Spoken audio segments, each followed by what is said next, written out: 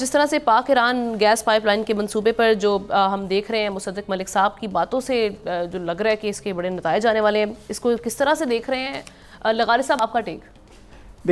دیکھیں، جب یہ معاملہ ہوا کہ جب پاکستان نے اور ایران نے اس معاہدے پر دستخط کیے اور اس کے بعد یعنی انہوں نے اپنا کام شروع کر دیا اور ہماری سرحد پر بلوچستان کی سرحد تک وہ اپنی گیس لائن جو ہے اس کو بچھا بھی دیا، یعنی یہ اس وقت ہو چکا تھا۔ اس کے بعد ایرانی سفارتکاروں سے ہماری گفتگو ہوئی، انہوں نے کہا کہ دو چیزیں ہیں، ایک تو یہ کہ یہاں تک ہم لے آئے ہیں، آگے بھی ہم بچھانے کو تیار ہیں، ان سے کہیں کہ یہ حکومت ہمارے ساتھ بات کرے، راضی ہو جائے کہ وہ اس کام کو آگے لے اور یہ کسی کے دھمکی میں کسی کے دباؤ میں نہ آئے۔ یا ایرانی سفارتکار نے ایک صحافیوں کے ساتھ ایک میٹنگ میں موجود تھا، میرے سامنے یہ بات ہوئی تھی کہ ہم پاکستان میں بھی گیس لائن بچھا دینے کو تیار ہیں، اگر آپ کو بنانے کے خرچے نہیں تو ہم کرنے کو تیار ہیں۔ اچھا، اس کے فوراً بعد کیا ہوا تھا؟ اس کے فوراً بعد یہ ہوا کہ جب ہماری انہوں نے یہ بھی کہا تھا کہ ہم 70,000 میگا واٹ بجلی پیدا کرتے ہیں، ہمارے پاس بہت سی وافر بجلی ہے، ہم آپ کو بجلی بھی دے سکتے ہیں اور بہت سستے نرخوں سے دے سکتے ہیں، جن نرخوں پر آپ لے رہے ہیں اس سے بھی کم نرخوں پر ہم بجلی جو ہے وہ آپ پیدا کرتے ہیں، اس سے کم نرخوں پر ہم آپ کو بجلی دینے کو تیار ہیں۔ اس کے فوراً بعد یہ ہوا کہ اسلام آباد میں میٹنگ ہوئی پرائم منسٹر سیکریٹریٹ میں کابینہ کی، اور جناب نواز شریف نے بہت بڑی مہربانی کی کہ چند صحافیوں کو بھی اس میٹنگ میں، کابینہ کی میٹنگ میں ان نے بلا کر بٹھا دیا، اس میں ہم بھی شامل تھے۔ ہم یہ دو چیزیں لے کر گئے کہ جناب ایران اور پاکستان بہت سے معاملات میں اپنا بائیلیٹرل ٹریڈ کی طرف نہیں جا رہے ہیں، آپس میں کاروبار نہیں کر رہے ہیں۔ میں نے پھر سارے اعداد و شمار ان کے سامنے رکھے کہ انڈیا اور ایران کے اعداد و شمار کیا ہیں بائیلیٹرل ٹریڈ کے، ترکی اور ایران کے کتنے ہیں، سعودی عرب اور ایران کے کتنے ہیں، یو اے ای اور اس کے سعودی عرب اور بھارت کے کتنے ہیں، یو اے ای اور بھارت کے کتنے ہیں، ترکی اور بھارت کے کتنے ہیں، اور یورپی ممالک کے اور بھارت کے کتنے ہیں، اور ہمارے کتنے ہیں۔ میں نے یہ بھی ان کے خدمت میں عرض کیا تھا، اور یہی مصدق ملک صاحب بھی تھے، اور یہ ہمارے جو عباسی صاحب ہیں، شاہد خاقان عباسی، یہ موجود تھے۔ تو اس وقت یہ بات ہوئی تھی۔ اب بھی آپ دیکھیں کہ ایران کی اور بھارت کی بائیلیٹرل ٹریڈ، ہماری جو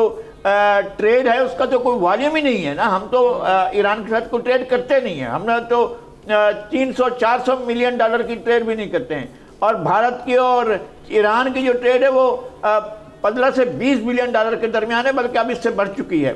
پھر ایران کی اور فرانس کی بائیلیٹرل ٹریڈ، ایران اور جرمنی کی بائیلیٹرل ٹریڈ، پھر ایران اور اٹلی کی بائیلیٹرل ٹریڈ، پھر ایران اور چین کی بائیلیٹرل ٹریڈ، پھر ایران اور روس کی، اب اس طرح سے اب ایران اور سعودی عرب کے دیکھیں۔ ہم ہیں کہ امریکہ صاحب کی طرف دیکھتے ہیں، جناب بہادر امریکہ صاحب ہمارے ساتھ مہربانی کریں، ہمیں تو یہ کام کرنے دینا۔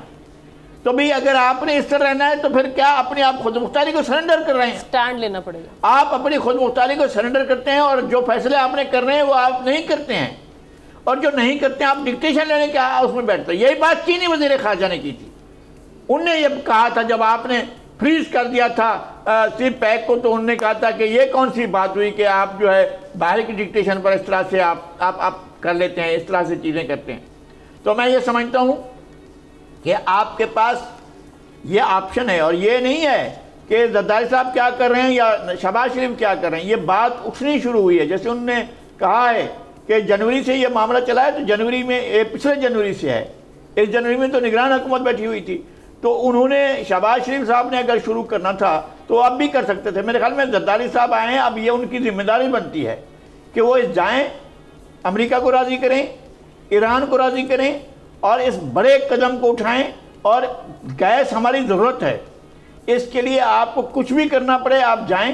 اور امریکہ سے اس بات کی رضامندی حاصل کریں۔ آپ اپنی معیشت، آپ کی انڈسٹری ختم ہونے والی ہے بھائی، آپ کے پاس انرجی ہے ہی نہیں، نہ گیس ہے، نہ بجلی ہے، نہ کچھ ہے، اور جو ہے وہ چوری ہو جاتی ہے۔ تو آپ اپنی انڈسٹری کہاں سے چلائیں گے؟ آپ کے اپنی ایگریکلچر کہاں سے آئے گی؟ یہ ہر سال آپ کے اوپر ایک مصیبت آ جاتی ہے طوفان اس کی، بارشوں کی۔ آپ کے بھی فصلیں تیار تھیں، بارشیں آ گئیں، آپ کی پورے کے پورے پچھلے سال بارشوں نے تباہی مچا دی ہے، پورے کے پورے بلوچستان میں، سندھ میں اور سرائکی بیلٹ میں پوری تباہی مچی ہوئی تھی۔ اب آپ اپنے لیے کچھ کرنے کو تیار نہیں ہیں، آپ دیکھتے ہیں کہ ہم جائیں گے استثناء حاصل کریں گے۔ بھائی آپ استثناء کس بات کا؟ دنیا استثناء حاصل کرتی ہے، اپنا ٹریڈ کرتی ہے، تو آپ نے ٹریڈ کرنی ہے، کاروبار کرنا ہے۔